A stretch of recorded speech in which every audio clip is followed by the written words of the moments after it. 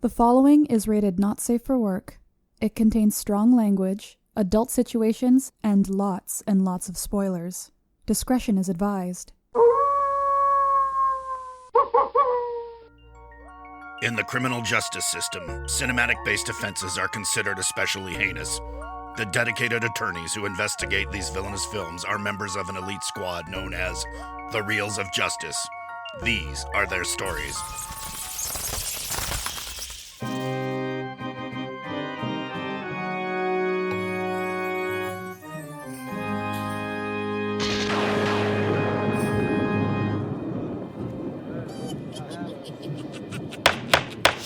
Odor, please, odor. The Reels of Justice. Hell on Reels is now in possession.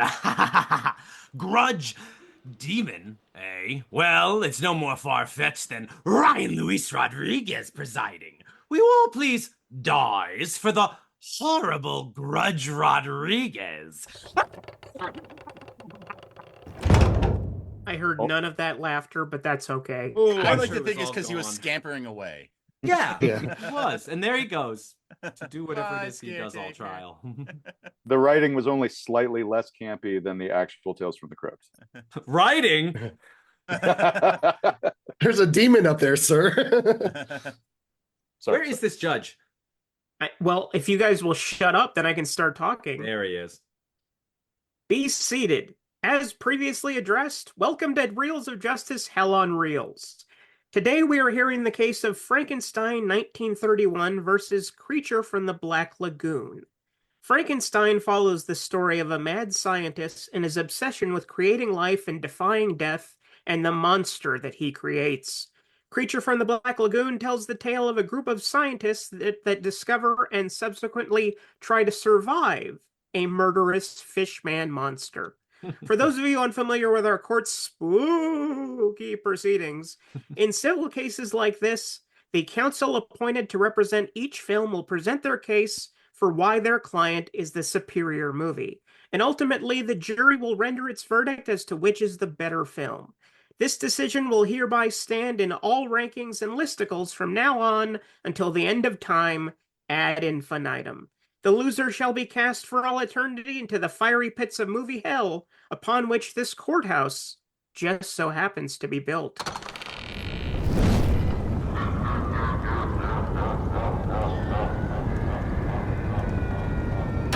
Mr. Haslar, you're representing Frankenstein. You may present your opening statement. How do you do? I feel it would be a bit unkind to present my case without just a bit of word of friendly warning. We're about to unfold the arguments as to why the story of Frankenstein is superior to that of the Creature from the Black Lagoon. Both films of which attempt to create a sympathetic monster thrust up against the injustices of humanity, but only one of which gets to the heart of our mortal coil, the issue of life and death, and reflects back at us that which we give it. Both films execute striking imagery, but only one of which is a masterclass in Gothic expressionism, handcrafted from start to finish, and not just the new hotness of an underwater camera. Both films represent the human conflict, but only one forces you to reconcile with the consequences of creation and going against the laws of nature, while the other examines the consequences of having everything with two legs want to fuck K. These arguments may shock you. They may anger you. So, if you feel you do not care to wish to subject the creature from the Black Lagoon to such a strain, now's your chance to, well, I've warned you. Bravo! Well done, well done. Cocktail clap, cocktail clap. Thank you, Mr. Haslar. Appearing on behalf of Creature from the Black Lagoon is Mr. Jack Bennett. Please present your opening statement. May it please the court, don't you worry, Creech can take it. Not least of all because, look at this film. Look at this singular film. 2 sequels, never been remade. You know why? They're afraid to touch it. It's too perfect. Frankenstein, instantly iconic. Instantly iconic. It's a great moment in film history, and it's not the best Universal monster movie. It's not even the best Universal Frankenstein movie. It is a first draft. It is a first try. It got a lot right. It came out the gate with some good stuff, but it is Sam Raimi's Spider-Man. It is instantly eclipsed by more developed and better versions of the same ideas right there in the second chapter. I'm just saying, I love Frankenstein. I love Colin Clive. I love Boris Karloff. But to pick this one as greater than The Creature from the Black Lagoon, a movie so good, they can't touch it except to have him fuck Amelie. But that's a whole other story. The fact of the matter is, Creech stands alone, singular. He is the greatest of Universal monsters. Thank you, Mr. Bennett. Mr. Haslar, you may proceed with your first exhibit. I'd like to talk about the Gill Man first. The monster is an aberration of evolution. He's a lizard man, which is a thrilling concept, but it's undercutted by the fact that they throw this kind of opening with God created the heavens and the earth to kind of, let the creationists have some fun, because otherwise we can't be throwing, evolution propaganda out there in the wild. So this is now a creature that is a part of God's plan, which kind of takes away the scariness of evolution, right? Like a lizard man who evolved in the same track that we have, but from mammals. And he just wants to get with Kay. That's his whole motivation. That's it. There's little nuance to him. His fear is generated by the same exact thing on endless repeat too. It's essentially a jump scare. You see this hand show up and it's that's it. That's it. That's his whole thing. That's his whole shtick. He's not, and if he's so great, how come Abbott and Costello never met him, sir? Case dismissed. Wow. Case dismissed. Oh, man. Well, to be fair, that was 6 years before the release of Creature from the Black Lagoon, but I'll let your point stand. The Excuse me, creationists Your have Honor. some fun. There was one last Abbott Costello movie that followed The Creature from the Black Lagoon, and it could have been that they met him. That is a fair point. Here. That is a fair point. Mr. Bennett, is the Creature from the Black Lagoon a one-trick pony? Absolutely not. He's affected culture. He's reverberated throughout the years, and he's done it as an original creation. He's not even an adaptation. Ooh. He's the only Universal monster not based in folklore, not based in a book. He's the only one that they created wholesale, and he is instantly iconic without the benefit of even being played by a great actor giving a great performance.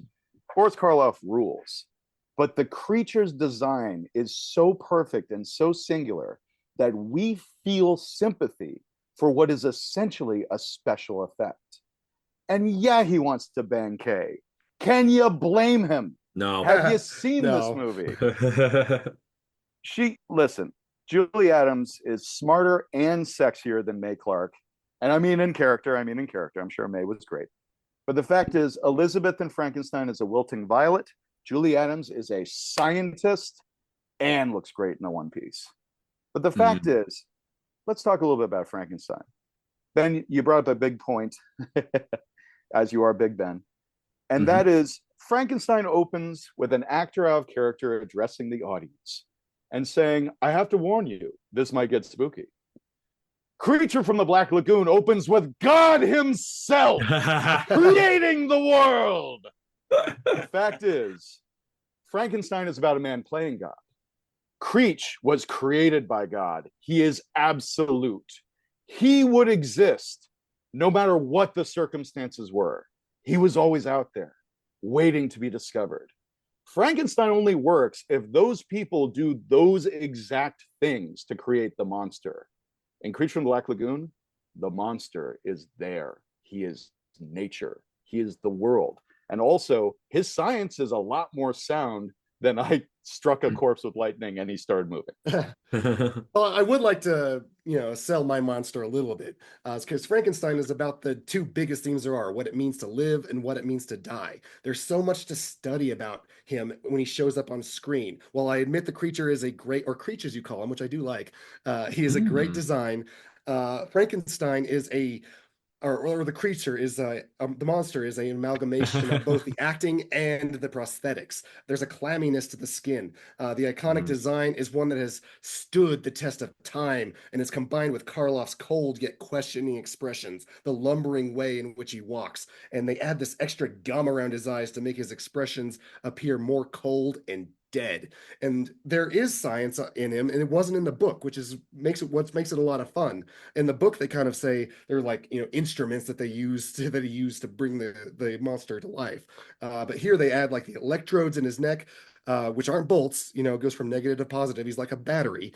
And they made this lab that has been used and imitated in almost every mad science movie like in the future. They friggin' nailed it. But what is the best thing about this monster is how he's misunderstood as he misunderstands the world around him. Like this scene with the girl where he doesn't understand the mechanics of what's involved, and it's heartbreaking. He doesn't understand, he doesn't know, and he becomes only what's shown to him. He's given hatred from the very beginning, so that's what he becomes by the end. That's the only thing he can convey himself.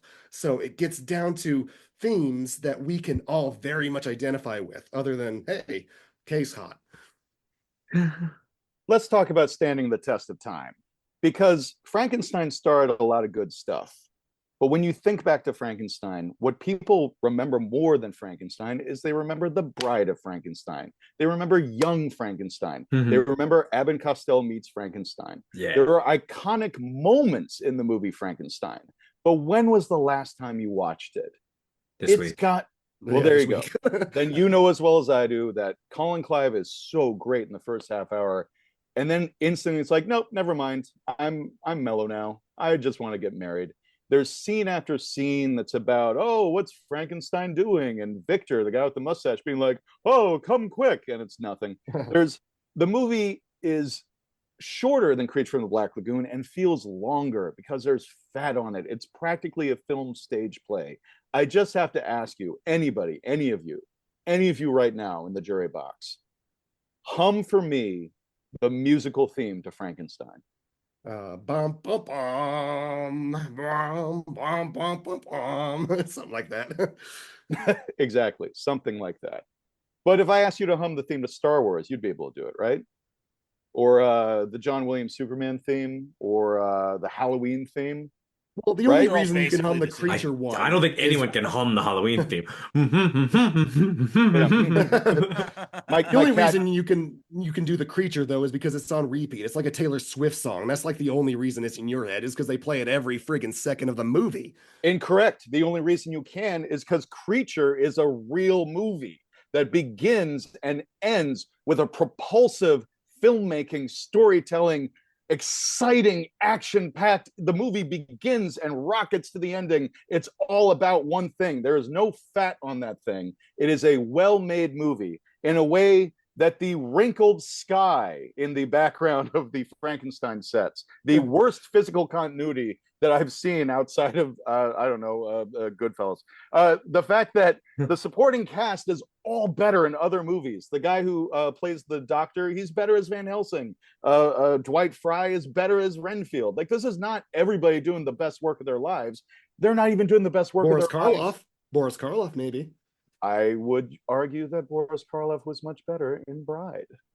And the fact is that when you watch Frankenstein now, there's a lot of looking at your watch. When you watch Creature, the movie starts with the explosions into the camera, and it ends with the end of the story. You watch Frankenstein now, there's that extra scene where it's like, oh, he's all right, give me the brandy. Creature is a better made film. Frankenstein led to better made films, but Creature is a better made film. And again, it is iconic without the benefit of the things that we think of as being, oh, this is what makes a great movie. It doesn't really have great performances, and yet somehow you remember all the characters. I always remember that boat captain. Oh my God, he's great. Julie Adams, once again, so much presence, so cute. What eyebrows, the whole thing. And the fact of the matter is that Boris Karloff is undeniably a great actor. He gave contemporary performances way back then, and it's extraordinary to watch. But he's not even really in the movie that much, and when he shows up, those scenes are arresting. However, the whole movie of Creature is entertaining, and he is used the same way the shark is in Jaws, which, by the way, that theme, when you see him swimming underwater, it's influenced as many great movies as Frankenstein has. I mean, Creature Creature came out of nowhere during a time when the trends were 3D sci-fi movies, and it beat them all. You can watch 3D sucks, sir. 3D sucks. No, I'm not well, allowing it.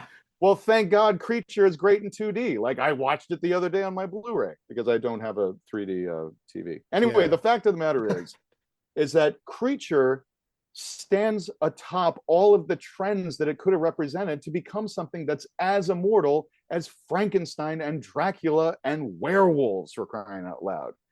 Creature is a movie that starts with a guy snapping off that arm fossil and just rushes it off to get it analyzed. That is just completely unbelievable. There's no proper excavation here. It's about man's... Go ahead. I was going to say, Frankenstein opens with a graveyard in which I can actually see a price tag on one of the clouds.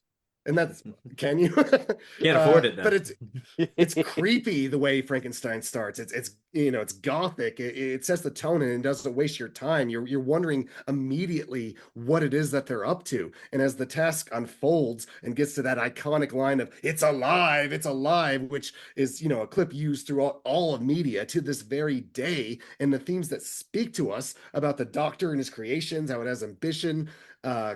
Or the Doctor represents creation, ambition, the inability to stop, misuse, hubris, having one's work spiral out of control in unintended directions. And on the monster side, we have innocence, mistreatment, misreading a situation, the desire for freedom, and how you get unjustified hatred, and how these two characters are almost two sides of a coin. Which is the more horrifying to you?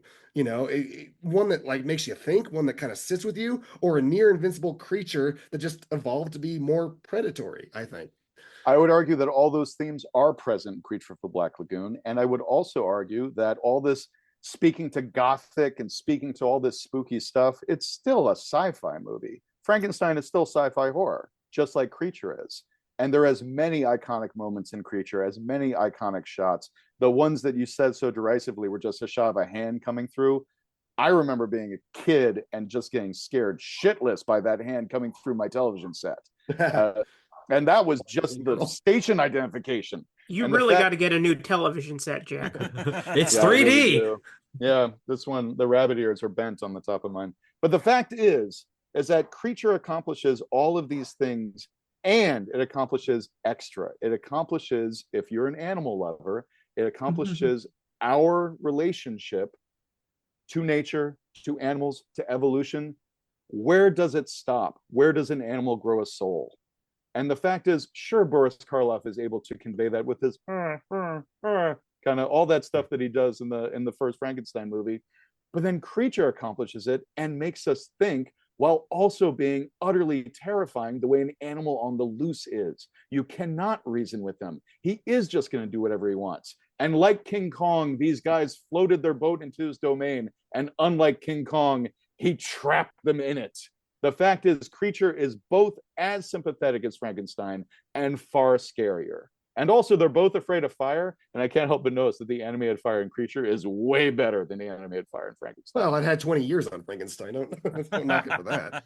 Yeah, in that 20 years, they learned how to make a fucking movie. In that 20 years, they got an underwater camera, and damn it, are they going to use it? Because it is the same underwater sequences of swimming through seaweed again. Whereas, like, Frankenstein never shows you the same thing twice. And its sets are interesting. That jagged mountaintop, how everything's kind of vertical rather than horizontal. You're always like looking up and down at things. It's a different way of looking at a movie than most anything else. And while Creature, I will give it, like, the underwater camera is novel at the time, it's certainly been done a lot since. But I don't know that Frankenstein's level at that expressionism, I keep saying that because it's a Ryan Luis Rodriguez hot word, expressionism. Buzzword. A buzzword, yes. No, definitely a hot word. It's ever been matched. That's a million idea. But the well, fact except for is, The Bride. But The Bride is, a sequel to this.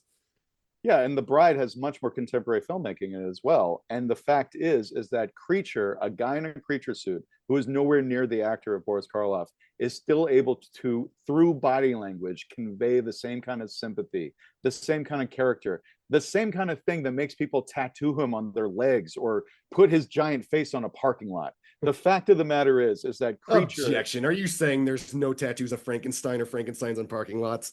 No, I'm saying that Creature in this situation should be the underdog, and yet he's up there with the marquee. I don't have anything against the Gill Man. But yeah, I almost wish I would have represented the Mummy's Hand or something like that if one of these are going to go to movie hell in case I lose. Well, let's put it this way. It's such an unfair system.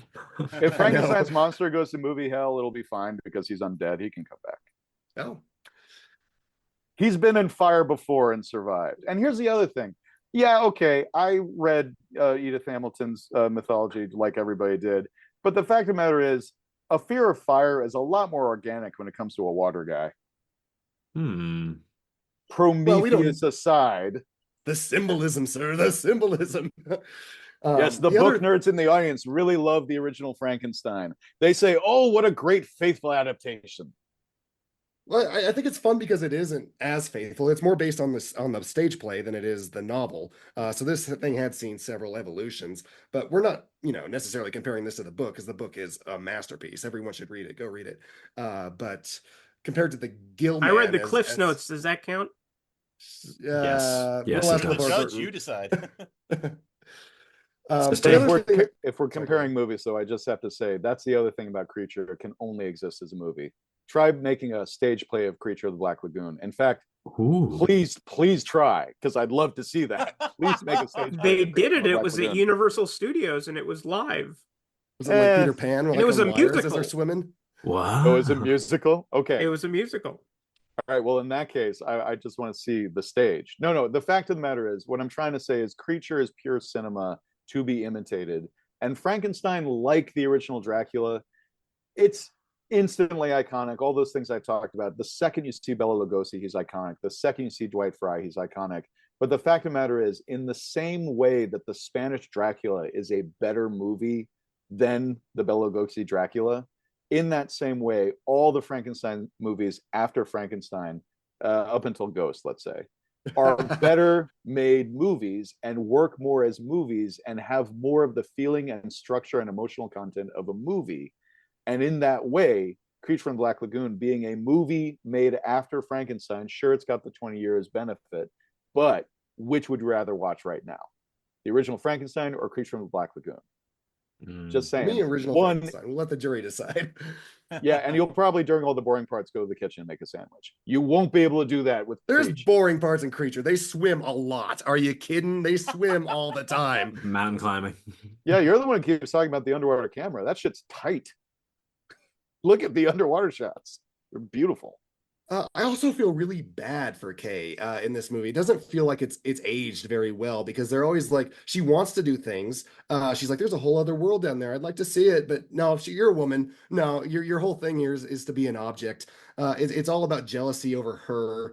She's a damsel that needs to be rescued. You don't get that in Frankenstein. It's not really a theme.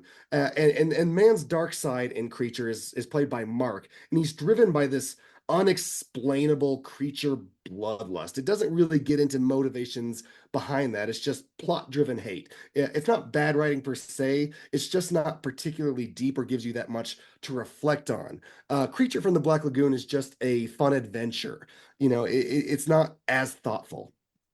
I would say that the characters are archetypal. They are archetypal. And what you just said is the thing that hasn't aged very well, is actually interesting. It's subtext.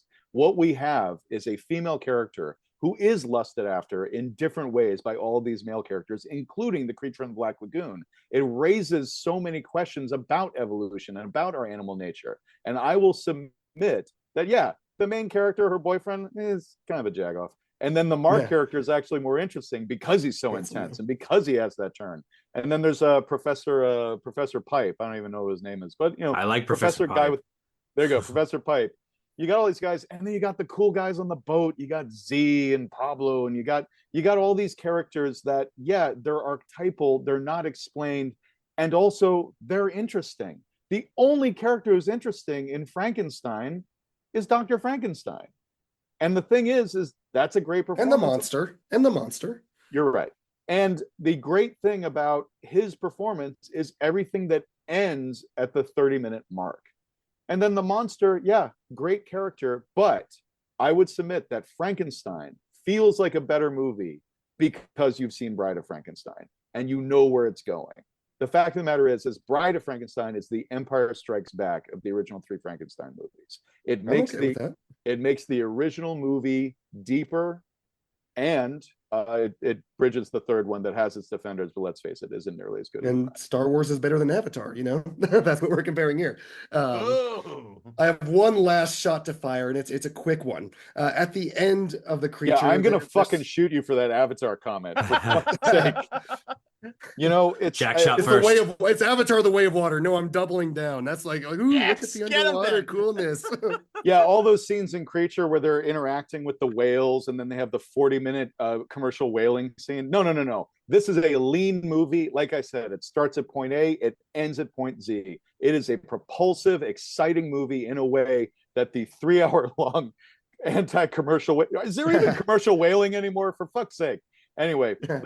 It's all artistic now. The animal torture porn, the atrocity porn of the Avatar movies is not present at all in Creature from the Black Lagoon. It actually brings up the same kind of moral ambiguity that you're focusing so hard on in Frankenstein. But also, I just want to comment on one thing. Damsel in distress, how dare you? A, she's a scientist. And B, Elizabeth is the damsel in distress. She's the one who sees Frankenstein's monster and goes, she has nothing to do in that movie except wait to be married and then get scared. I'm just saying, Kay is an asset. She is an asset to any scientific expedition, and not just because she's easy on the eyes. In fact, in my remake of The Creature from the Black Lagoon that exists only in my dreams, Kay's relationship with the other men are going to be much more complicated, and we're going to develop that stuff much further. I think by the end, she might... It's going to be a menage a trois. But that's the other thing, too. And then we got to go back to my opinion, The Shape of Water, which is the moment when she does the miming of the fish dick coming out. Should have been the moment where Octavia Spencer says, we can't be friends anymore. That actually... I am not on board with fucking the fish man. I'm just saying.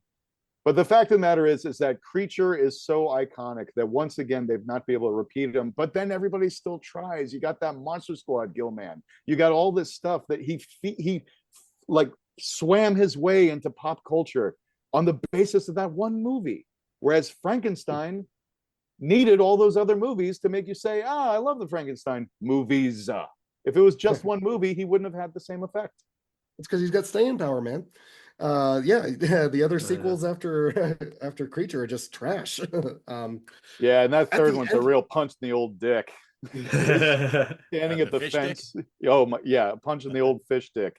Hey, I got a great idea. Remember that great movie you love? Let's remake it, but make it 90 minutes of depressing shit. At the end of the Creature, you remember they're swimming he gets her into his little grotto there, and he's swimming after her. This grotto is like so submerged and remote. How is it that this boat captain then just like shows up in the grotto at the end? Like he's been on land the whole time. Like how did he hone in on to where this fishman's grotto is? It bugs me every time I watch it. He came in through the top. I will rest. There's a top entrance. How did he know where it was? Well, they were probably following the guys where they were swimming, and he says, "Oh, hey, look, I see over land." How does he know? Don't do the voice. I stopped myself instantly. I was like, this is a bad deal. Yeah, no, it's great where he's like this incredibly Mexican character played by a Jewish New York actor. I mean, how can it fail? Lewis. The good, the bad, and the ugly also prove that you can do that. And then Duck You Sucker proved that you shouldn't. Just saying. There's a long history of that in our films that we love. Mr. Haslar has rested. Mr. Bennett, please present any further exhibits that you may have. We're pitting one movie against one movie, and I will challenge all of you to watch Creatures from the Black Lagoon or watch the original Frankenstein. And which movie has you go in the kitchen to make a sandwich, and which movie keeps you riveted? The answer is Creature from the Black Lagoon. He is as exciting and interesting today as he was back then. You watch Frankenstein and you say, oh, now let's watch Bride because I want to see the good one. Okay, are you resting on that? If you want to watch the sequel to Creature, man. I want everybody to just shut up for a second because I want that last statement to land and sink in. Let's watch Bride. That's the good one. That's how you end Frankenstein. Hmm. You don't say that when you finish watching Creature from Black Lagoon. You say, "Damn, that was great," and you give a little golf clap. And you with definitely that, don't say, "Let's watch the next one." yeah, no, that's true. Let's watch Jaws 3D. And with that, I rest my case. All sides have rested their cases. The attorneys will now present their closing arguments. Mr. Haslar, you may begin. To Mr. Schlender, I say, I have read the novel, as everyone should. It's very good. Go read it. I lost eyes wide shut after reading the novel for that film. It's time to make things right, sir. To Mr. Rodriguez, I say, expressionism, expressionism, expressionism, expressionism. And to Mr. Maynard, I say, without Frankenstein, there would be no Frankenstein versus Baragon. There would be no War of the Gargantuas. So you owe it to this iconic monster to give it your vote, sir. Case dismissed. Thank you. Mr. Bennett, please present your closing argument. Are we judging these films against each other, or are we judging them based on the better films that they inspired? The fact of the matter is Creature from the Black Lagoon is the better film. And Creature himself is a monster that still lives in our imaginations just through virtue of the story that he's in. That first movie, it touches all of us. We feel sympathy for the creature, even though he's a lizard man. The fact is Creature from the Black Lagoon is up there with the original King Kong, which I might be arguing for if it was only a Universal monster. But the fact is, I'm arguing which is the best Universal monster. And I believe in my heart of hearts that to this day is the more monstrous and also somehow sympathetic Creature from the Black Lagoon. Thank you both. Members of the jury, Mr. Maynard Bangs, Mr. Dylan J. Schlender, and Mr. It's Alive! Ryan Luis Rodriguez. That was excellent. You've all heard the spooky facts concerning this case. It is now up to you to determine which film is superior and which film will therefore be condemned to the depths of movie hell. The scare taker will escort you to the deliberation room to render your verdict. Right this way. Hey, whose blood does a guy gotta suck to get one of those brain transplants? It seems I've recently lost my mind. Oh, man. There he goes, running off again, cackling in the wind. It's like a childlike innocence about this caretaker. All right, interesting case. We got to decide which is the stronger Universal monster. The Universal Monster Champion? Yeah, sure, I like it. Mr. Universal! Okay, very good. I like that. Ryan, what are you thinking? But Frankenstein already has the Intercontinental title, so this could be a unification. Actually, he was stripped. Oh, no! I enjoy both of these movies, but something that has become incredibly clear every time I rewatch it is that I'm losing my esteem for Creature from the Black Lagoon. Ooh. I hesitate to say that it's disappointing, but the thing that Ben pointed out, that dun dun dun dun dun dun every 5 seconds gets so fucking infuriating. I can't stand it. Whereas I may not be able to hum the theme to Frankenstein, but it doesn't make me want to put, needles in my ears. I think it's amplified too by that score is reused so much in all the other Universal horrors. I know for a fact it's in King Kong versus Godzilla, like the American cut. It's all over the place in that. Oh, absolutely. But do you know, as a behind the scenes, does it originate in this film? I believe it originates with this film, yes. Okay, because it is iconic. It's just... It is, absolutely. It's just good, too. It's overused. And to kind of piggyback on what Ben said, yes, you say the word expressionism, you're going to get my dander up. You're going to get me interested in the conversation. And the wrinkles in the backgrounds, I like that stuff. I like those little touches that remind you of the surreality, the unreality of what you're watching. Because there's no way that anybody walks into Frankenstein and goes, well, this is how you reanimate a corpse. Nobody's really thinking that. Nobody cares. They just want to see the character and how he evolves. And I think that Frankenstein's monster, although better in Bride of Frankenstein, if Bride of Frankenstein didn't exist, I think I would still like Frankenstein as much as I do. Yeah, and I think the uncanny way that the opening scene is shot, like it sticks with you, I think, and immediately unsettles you. If I saw it as a little kid, it would freak the shit out of me. But luckily, I saw it when I was like 15. Yeah, but you're easily scared as a kid. I know that. I'm easily scared now. Oh no. Boo! Schlenzo? I thought we had two very strong Mhm. cases here. Two fine films, or And we have two fine films. good. Mhm. And when I was a kid, obviously the creature from the Black Lagoon was the monster. That was the cool Universal monster. That was the one I would always want to watch if there were creature features available. But I gotta say, I kind of agreed with Ryan, where it's like you watch it now and it's just like, oh man, they are just doing a lot of underwater work. It doesn't take away from how amazing the creature is, and Jack put a lot of his chips on that point. It's like it's an amazing effect. It looks great. It is instantly iconic. I mean, unfortunately though, the way Frankenstein's monster is designed in this is also very iconic. I'd say more iconic. I mean, it is sure. just flat out. So you tell a kid to draw Frankenstein who's never seen the movie Frankenstein, they will do the Boris Karloff design. Heck yeah, and they're going to get a cease and desist from Universal right fast. No flat top, folks. No flat top. They still own the copyright for a few Exactly. more years. But we should put some respect on Rico Browning's name. I believe is the gentleman playing the creature. Well, there's the underwater creature. Yeah. Well, but that's the harder stuff. The other guy's just standing there breathing. Absolutely. Yeah, totally. Oh, so you're not putting respect on his name. I see. No, because I don't know his name, but I know Rico Browning's name. Yeah, so, and I think if you go like moralizing arguments and what makes you think more and more, I do think Frankenstein comes out on top. I mean, I just think Frankenstein it's so impressive for 31, and the fact that it's kind of like they brought up King Kong. You watch King Kong today, that movie just stands the test of time. Both of these movies do stand the test of time, but Frankenstein to me feels more timeless than Creature. Creature feels like it's a 50s creature feature, and I understand it laid a lot of the groundwork for that, but I don't know, man. I'm leaning towards Frankenstein right now based off the arguments I heard. I don't know if you wanted to say any more, Maynard, or what, but of course I do. Love the sound of my voice.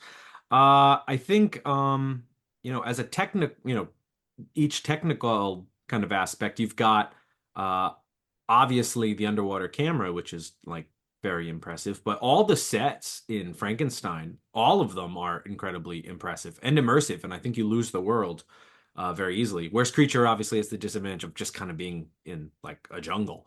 And on a boat. Boat's good. I like the boat. Boat's a great set piece, but a lot of stuff happens when you leave it too.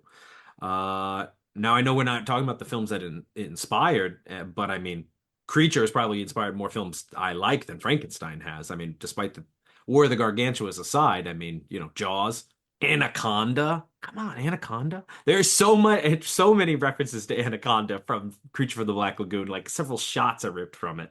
It's great.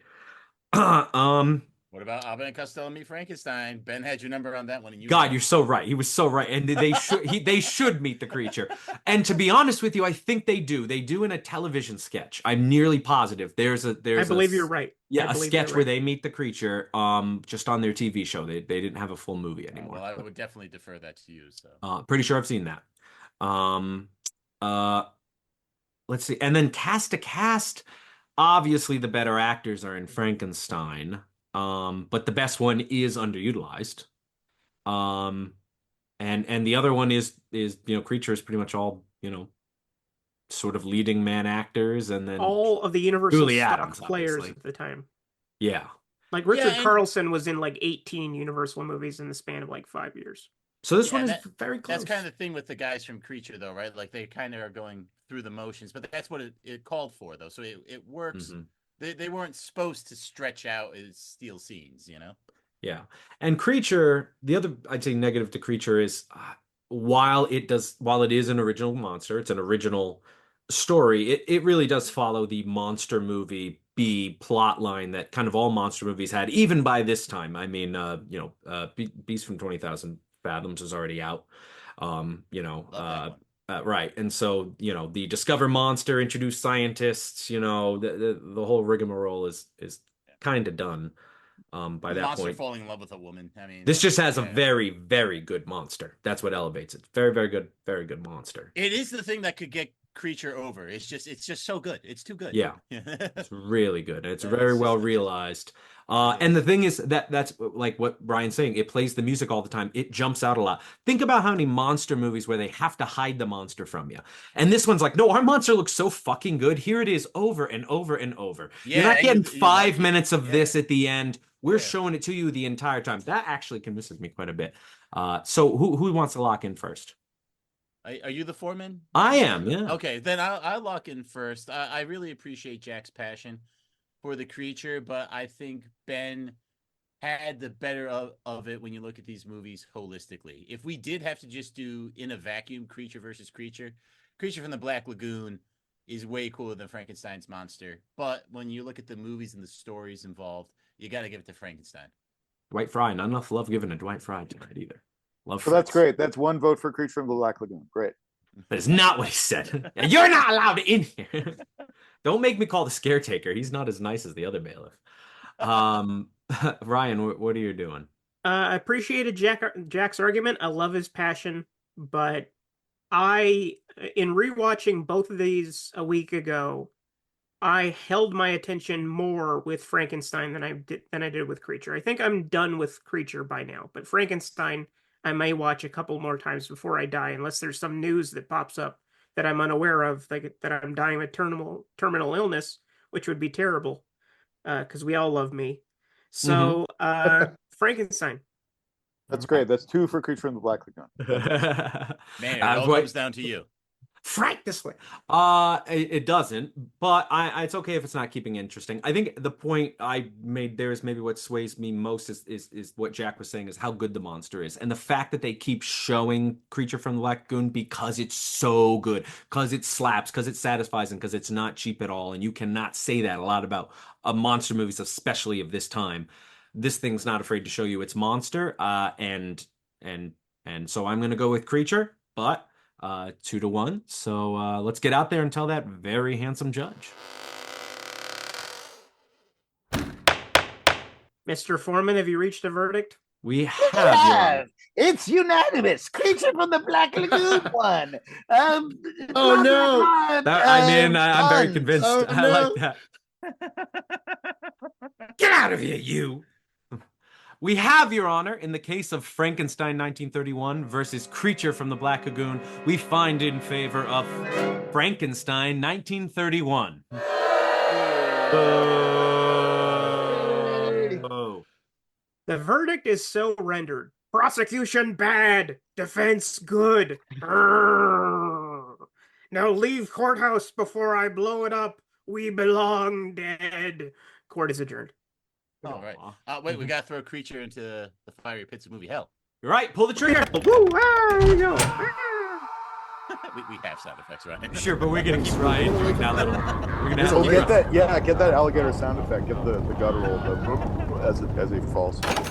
No, he falls and burns in hell. And then there's which scream is it, Schlenzo? It's the. It's not quite. It's not the Howie scream. It's the other one. Is it the Wilhelm scream you do? That.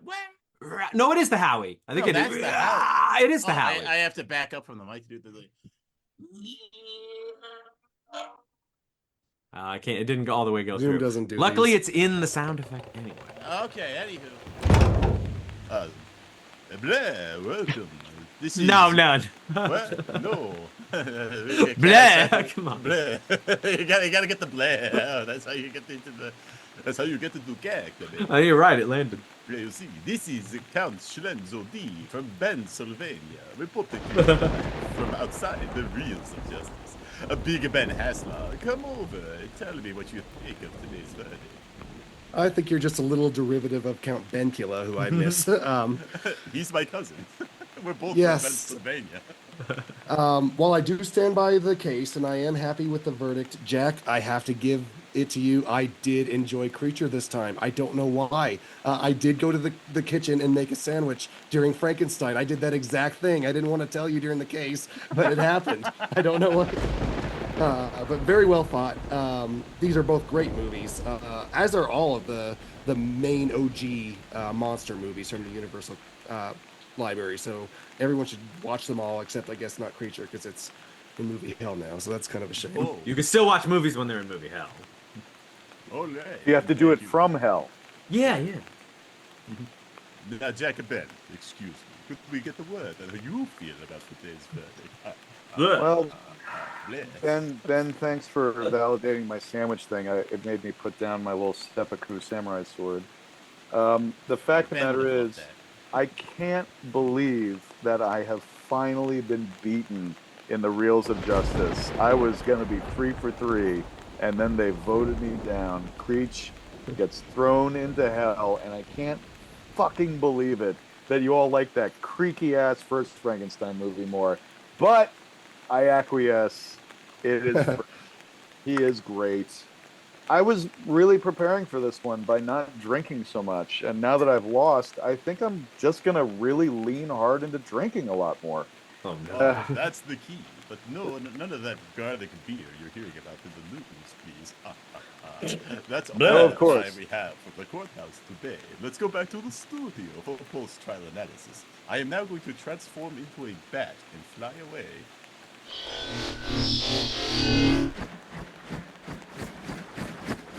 One impression, two I heard impressions. it. I heard the bat. I All heard right. it. Okay, good. It was a Okay. baseball bat, though. It was weird. You went. Oh, it just like Yeah. He great. doesn't have to worry because I never drink garlic beer. And he did a this good was scare taker too, man. He did. I thought I was like, Yeah, hey, am I Jack talking? is he could do a lot of things. Yes. Multi-talented. Yeah. I think there is a lot to enjoy in this first one. It's just so iconic and too bad for Creech. Creech is a great one. Maybe it's the best monster, but maybe not the best. That's what I movie. would say. Like just in a vacuum, looking at pictures of him, Creature from the Black Lagoon all day. I mean, that's just such a. It's great because Julie Adams is in all those pictures. I know. All right, I'm gonna take these But pictures. I need them now.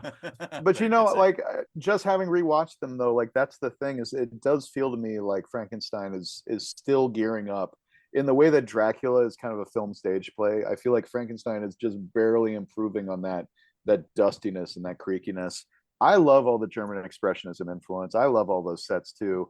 It does freak me out how wrinkled that sky is in the background, but it's like but it's just because you just think wasn't it somebody's job to I don't know to steam that, but the fact that Steam it. yeah, I but bet the you couldn't fact that- see it. I bet you couldn't see it. Oh, back then, yeah, Yeah. you're right. I mean, you're right. I'm watching it on a Blu-ray on my big Right, shiny- because that's what I think about in the Toho films all the time. You couldn't Yeah. see the strings that well on like a 70 millimeter print, But I in must a say drive-in. that's true. But I must say my niece and nephew are about to turn 10 years old, and there is that thing where I'm watching these movies saying, well, what's the new generation gonna love? And I kind of feel like watching Creech, like I got into that guy even before I hit puberty. I was a little kid watching him, and then of course afterwards I was saying, "Oh yeah, the scene of the parallel swimming. That's such an iconic scene, and it's one Boy, that it is. Yeah. it's been imitated, but it's never really been topped." And that And you've got to sort- stop imitating that too, by the way. Yeah, that But Beauty she's and so the- pretty. I know, but it's like even beyond that Beauty and the Beast thing and those Beauty and the Beast themes, like I kind of do feel like they're done in Creature from the Black Lagoon better than they're done in the original King Kong, even though I love the original King Kong more than just about any other movie. So I was looking at it and saying, well, I feel like it's going to be harder for a kid of the new generation to get into Frankenstein because of how creaky and old-fashioned it is, and then Creature feels so much more contemporary to me. So maybe the problem here, honestly, is just that familiarity. You guys are all overly familiar with Creature, and yet I do have to concede that every time I drive to Universal Studios, there's that big Frankenstein face, and you're like, wow, it is really impressive how right they got it right out of the gate. Mm. Like Bela Lugosi's iconic for looking like Bela Lugosi. Frankenstein's iconic because of the design. Blech. Yeah. And you know what, too, Jack? I think if my kids were to sit down and watch either one, I think both would prefer Creature over Frankenstein. Yeah. I don't think those guns are going to work, Daddy. I'm literally God. mentioning that. That's my recommendation. Fantastic. Well, before we get to that, Jack, what's been keeping you busy lately? What have you been up to? Oh, just drinking. No, I'm kidding. Well, you've been drinking more. You told us. I love Jack. I know, He's so right? great. No, but honestly, like lately, I feel like I do this every time I come on the show. I have been working a lot, and none of it's been announced yet. And Mhm. all of this stuff, I can only tell you, things are going really well. And the thing that I've been doing lately that's been a real sort of intentional, I'm going to do this now, is I've just really been trying to enjoy every day and not think about the future so much. My future looks That's bright. heavy. No one ever gets that heavy with us. And I'll tell you, that thing, enjoying every day, I know I made a joke about this earlier, but part of it is just really remembering what it was that made me love movies in the first place and want to do this in the first place, finding time to be with Liesl Hansen and to really enjoy our lives. And I mean, you asked me what's been keeping me busy. My brother just got married, so that kept me busy. Congratulations, Jack's brother. Yeah, Ted, and my new Ted Bennett. Ted Bennett. Ted Bennett. And my new TedBennett.com. And my new sister-in-law Casey, and so we've got a new member of the family and all that stuff. So anyway, the fact is that one of the things that I've been doing a lot lately has just been revisiting those movies that made me a movie fan in the first place, and then getting to share that with Liesl. She had never seen The Great Escape, so the other night we watched The Great Escape. You know why we watched The Great Escape? She put on a Simpsons episode while I was making dinner, and it was the Streetcar Named Desire episode. Yep. And we're watching the scenes that are all just The Great Escape with Maggie, and that music was happening, and she's throwing the ball against the wall. And I came back over and I sat down, and we were like, that's such a great episode. And Liesl says, that's a reference to something, right? Oh my God. And immediately we're watching The Great Escape and loving it. Another movie from way back when. Well, to be fair, That's why you never say that to a cinephile. That's based on some movie, right? Because they will show you. Well, here's your homework. I was gonna say, Schlenzer, you grew up in a Steve McQueen household for sure, where that was a standard, but not everybody did. So not everybody. She's a San Francisco native, so she loves Bullet. And as she should. God. And the other iconic he's been in so many iconic movies, but the other iconic, you got to see this, is Steve McQueen on the motorcycle in The Great Escape. The great thing is, for all of that bullshit that we frequently do as boyfriends, where it's like, I'm going to make my girlfriend watch this old movie. In my case, she loves these movies. So that's the part where it's like, she's inviting it, and I'm doing her a service by showing her a 3-hour-long dad movie about World War II POWs. You picked a winner. Exactly. We could all enjoy our lives more if it was spent with Liesl Hansen. Now, we got to think of 5. We have got 5 more films that we're going to have you watch with Liesl, Ben, and you're going to be the first to give it to us. Jack, we always ask for recommendations from our guests for movies that you think people should see. Since it's Hell on Reels, we're asking for spooky Halloween themed movies. So what is a horror, scary movie that you think people should see? You know what? I'm going to take it in a slightly different direction. It's still spooky. It's still Halloween themed. But I think they're all on Hulu. You got to watch Over the Garden Wall. Oh, yes! There's Schlenzo. Schlenzo, yes. your fellow. It's coming up on November 3rd that they're going to do some kind of anniversary thing. Everybody thinks it's a stop motion thing because they've been posting stuff online about Aardman and posting little 3-dimensional the hat. They put a was a little cone hat that Wart's hat, Wart's hat, exactly, and then maybe the little pan next to him too, and but anyway, the little teapot. That's right, because he's an elephant. So, and that's a rock fact. And that's a rock fact. Yeah, I mean, I started watching that show a few years ago. Jason Funderburker. Jason Funderburger, the frog. He's the whole package. Oh man, we're gonna keep interrupting. You got to finish. I think we should steal. Everything that little boy says is just so beautiful, and I love it so much. In the first episode, when the creature leaps out and he goes, "You have beautiful eyes." Yes. The fact is that I often miss the East Coast out here in Los Angeles, and then I get this wonderful blast of feeling of an East Coast autumn just by watching Over the Garden Wall. I would describe it as if Adventure Time was all about Halloween, and also the fact that you can watch it all in one evening because it's 11. There you go, 11-minute episodes, incredible voice cast, and of course you recognize Elijah Wood as Wirt and Melanie Linsky as Beatrice, and you recognize those people, but also Doc Brown. Yeah, the Gong. but he's giving a deep dramatic performance. So, Yeah. not all of his words, boys. Yes. And then Greg, the fact that Greg is an actual little boy doing the voice, but also you get a post-stroke Tim Curry as Auntie Whispers, and it's beautiful and creepy and all this he stuff. is very good too. Yeah. And then, of course, one of my favorite lines in the history of anything recorded, Thomas Lennon saying, "That's right, darling. I was the gorilla." Yes, I say that all the time. All the time. I say that all the time. I go, I was the gorilla. I was the gorilla. Have you watched this with Lisa Lanson yet? Oh, Liesl actually introduced me to it. She started watching. It goes both ways. Years and years ago, she started watching the first episode and stopped it, saying, "Nope, I have to watch with Jack." And I bought the Blu-ray, and I've had it ever since. And by the way, that Blu-ray is great too, because there's basically the original pilot, which works as a bonus episode. Yeah, I can't remember its name, but it fits right in. Schlenzo is like he forced me to watch it, and if you ever get him drinking, it will come on late at night. It'll be like 1:30 in the morning. He's like, you know what we should watch? Over the Garden Wall. Before you know it, you are sitting there watching it. I've taken up too much time, but I will tell you that I was given the greatest birthday present of all time, which was someone recreated a frame of Over the Garden Wall for me, because you can't have cells from it because it's flash animated. So somebody projected on the wall and painted an animation cell of Over the Garden Wall for me. And the cell that they chose is the exact right one. It's behind the frog on the riverboat as he's finishing his song. Every time isn't that the best present you've ever heard? Yeah, that's excellent. Yeah, no, that is really I cool. need to get better friends. Me too, actually. You guys have painted nothing for me. Don't worry, Ben, because I'm giving you the best gift of all. You get to give us your recommendation. I'm going to impress nobody with my obscurity, but since we've discussed two great Universal horrors today, why not invite the Wolfman to make it a threesome?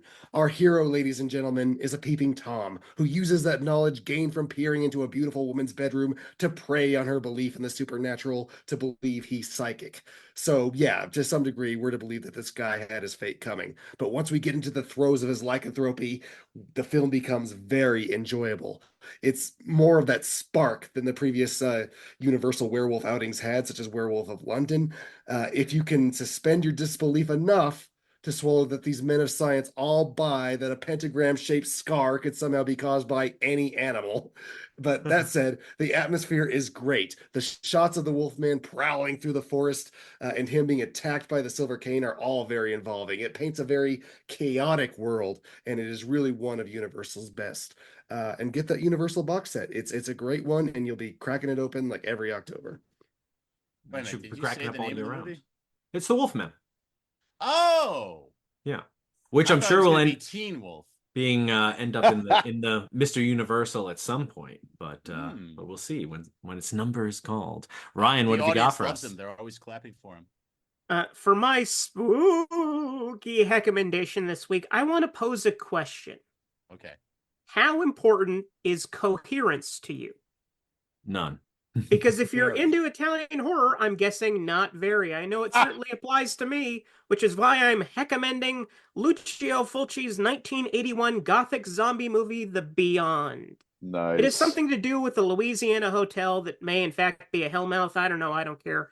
I'm here for the dreamlike imagery that resembles nightmares I've definitely had before. Just mesmeric and enigmatic, impossible to penetrate with logic. Apparently, it's part of Fulci's Gates of Hell trilogy, alongside City of the Living Dead, which I've seen and enjoyed, and House by the Cemetery, which I was fine with. A little Fulci goes a long way, and at 87 minutes, The Beyond is more than enough. It's currently streaming on Peacock, Tubi, Pluto, and Canopy. Support your local library. Ooh, nice. Now, how does that compare to the other Italian horror movies you've recommended in the past? I've recommended other Italian horror movies? I think you did actually. Tenebrae and Tenebrae. Yeah, no, and not as good as Tenebrae. I fucking love Tenebrae. It's not less coherent than Phenomena, right? No. Yeah, nothing. Nothing's less. Yeah, no, nothing's less confident and coherent than that. You're saying that the monkey was the real psychic? He must have been. He controlled the bugs, I think.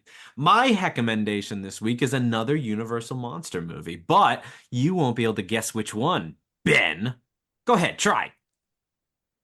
Wrong! That's because it's not one of the Universal Monster darlings to be found in your precious box set, even though it was released the year after Creature. It's 1955's Tarantula. A Ooh. laboratory experiment produces a gigantic tarantula, which runs amok around the Arizona desert, devouring all it encounters. While it stars B-movie stalwart John Agar, the jaw-dropping Maricorday, which would frankly gives Julia Adams a run for her money, and of course, Leo G. Carroll, who finds himself over a barrel when Tarantula takes to the hills. This film is probably most remembered for featuring an uncredited appearance by Clint Eastwood early in his career. He also appeared in Revenge of the Creature, the sequel to one of our films today. But did you also know this marks the first on-screen appearance of Sir Sean Connery, who piloted the giant robotic spider featured in the film? Yes, I bet you thought that was a real tarantula they filmed walking around some silly miniatures. But no, it was in fact a highly technological apparatus for which the studio spared no expense. Yes, of course. The Wild 50s Wild West. is definitely the era of the big bug genre. And while Tarantula never approaches the perfection of the prior years' them, it is a few notches up from Peter Graves' Beginning of the End. We can all use more big bugs. Where would postcards is the for that movie? one.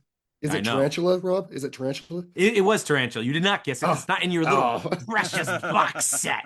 Probably it has too many legs for the Monsterati community. Anyway, Ben, why don't you send us no, Schlenzo, you send us on home. We already heard from Ben. You're not doing it again. All right. I had Ben Well, on the brain. Big Actually, brain. Ben and I don't think we planned this out, but I too am recommending a giant arachnid movie. And With Sir Sean Connery? No, unfortunately. My recommendation is The Black Scorpion. And I don't need to tell our audience much about this one because I think it was featured on Mystery It's 'cause you Science don't Theater. know much. There's a lot of overlap, and that's not true.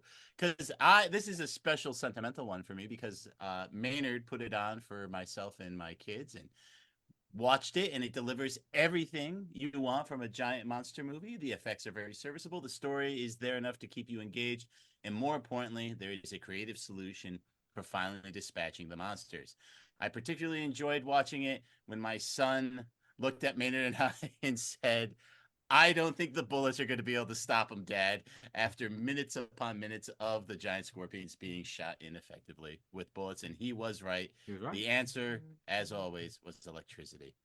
I don't know if it's streaming anywhere. Like when I Googled it, it said like Filio, and I don't know what that is. I'm not recommending that.